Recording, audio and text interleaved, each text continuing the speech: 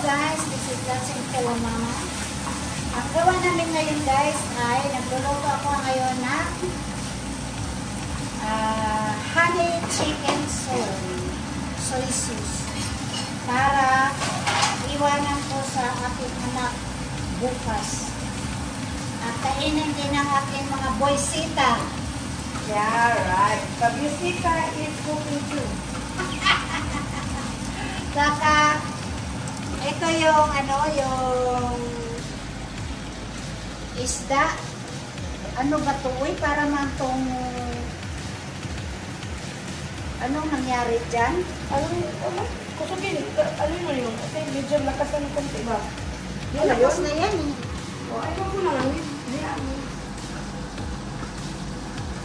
Ayan. At saka yung boysita kong isa, no? Gumagawa. Anong gawa mo? What do you call it? Kasi, it's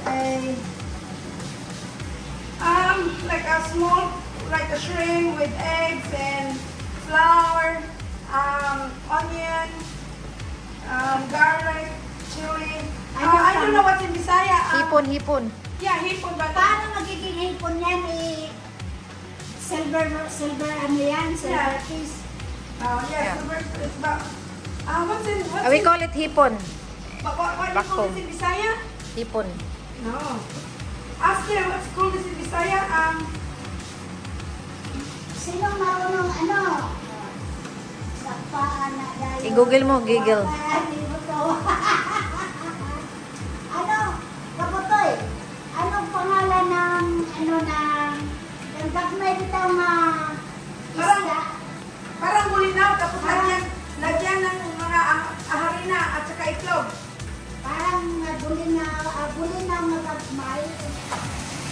So, ito na ngayon. Patayin mo Yung aking kaibigan at aking kapatid ang bangan ang inaano sa aking regalo, ginawa niyang anong pangalan niyan? Headband. Ginawa niyang headband, tingnan mo. Tapos, huwag ka magbukaka dyan, be. Tapos, ito naman, si bukaka.